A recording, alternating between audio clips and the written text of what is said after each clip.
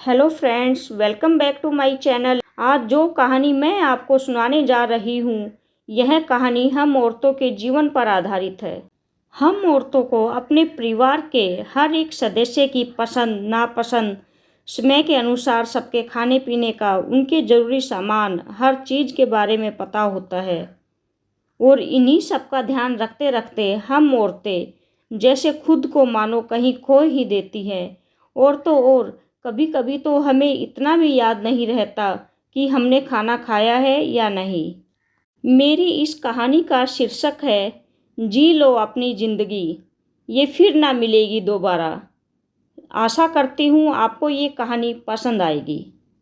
चाय की प्याली जैसे ही संध्या ने अपने हाथ में ली, वैसे ही उसकी सासू माँ सीमा जी की आवाज़ आती है, बहू जरा नीरज का नाश्ता निकाल दे।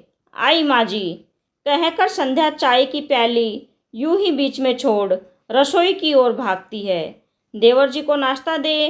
वो अपनी चाय लेकर अपने कमरे में जाती है। तभी संध्या की छोटी ननंद रिम्मी उसके कमरे में आती है और कहती है, भाभी जरा मेरे बाल बना दो, कॉलेज जाने में देरी हो रही है। कब से बनाने की कोशिश कर रही हूँ, आप जैसे बाल बनाती हैं वैसे बन ही नहीं रहे। फिर से चाय की प्याली टेबल पर रख संध्या रिम्मी के बाल संवारने लगती है।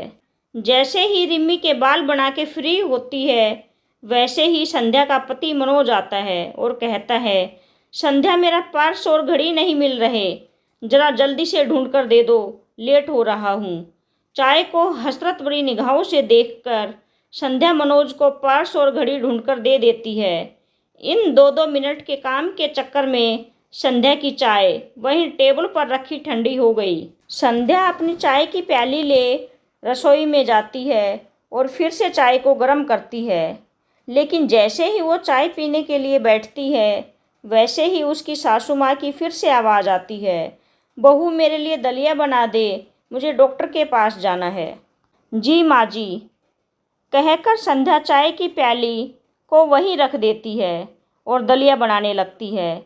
दलिया फटाफट बनाकर सीमा जी को देकर आती है। तब तक फिर से दूसरी बार संध्या की चाय प्याली में रखी रखी ठंडी हो जाती है। तभी रसोई में काम वाली बाई नंदा आती है और कहती है, भाभी सारे काम हो गए हैं, अब मैं जा रही हूँ। अरे रुक नंदा, आज चाय पीने के लिए नहीं कहेगी जैसा रोज कहती है। भाभी मेरी चाय कैसे कहूँ भाभी, जिसे खुद चैन की चाय पीने का मौका नहीं मिलता उससे कैसे मांगूँ। जब से मैं इस घर में काम कर रही हूँ तब से आपको देख रही हूँ, कभी आपने सुकून से चाय नहीं पी। कितनी बार तो आपने ठंडी चाय ही पी ली, तो कभी एक घूंट पीकर वहीं छोड़ दिया। जब आपको ऐसा करती देखती हूँ तो मुझे बहुत दुख होता है भाभी। सबका ख्याल करते करते आप अपने बारे में भूल ही जाती हैं। यहाँ तक कि आप मुझे भी गर्मा गर्म चाय पिलाती हैं और अपने लिए। कहते कहते नंदा की जुबान रुक जाती है। अरे नंदा, तू क्यों मेरी इतनी फिक्र करती है। होता है ऐसा हम औरतों के साथ, यही तो जीवन है हमारा। रसोई का काम निपटाते निपटाते संध्या कह रही थी, पर भाभी अपने लिए भी तो जीना चाहिए, अपने लिए भी तो थोड़ा समय निकालना चाहिए न। एक चाय का ही तो टाइम होता है जब आप जैसी औरतों को थोड़ा सुकून मिलता है, पर आप उसे भी भूल जाती है। नंदा की बात ख़त्म भी नहीं हुई थी कि सीमा जी रसोई में आती है और कहती है, बहू नंदा ठीक ही तो कह रही है, कभी अपने लिए भी अपना टाइम निकाला कर। अब से तू पहले अपनी चाय ख़त्म करना, फिर सभी के बारे में सोचना। और हाँ, कोई तुम्हारे चाय के टाइम पर आवाज़ दे तो ये मत कहना आती हूँ, बल्कि ये कहना कि ये मेरा भी टाइम है। फिर सीमा जी नंदा को कहती है, नंदा 3 कप अच्छी वाली चाय बना, हम तीनों साथ बैठकर अपना भी टाइम एंजॉय करेंगे और फिर मैं डॉक्टर के पास जाऊंगी।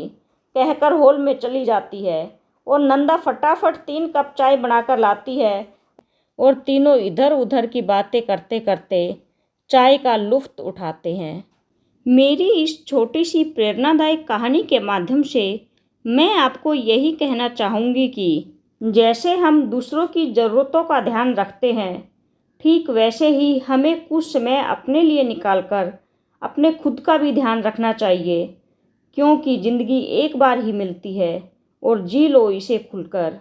इस कहानी को लेकर आपकी क्या राय है और ये कहानी आपको कैसी लगी, मुझे कमेंट में ज़रूर बताएं। और मेरी इस कहानी को ज़्यादा से ज़्यादा लाइक कीजिए और शेयर कीजिए और मेरे चैनल को सब्सक्राइब कीजिए। Thanks for watching. धन्यवाद।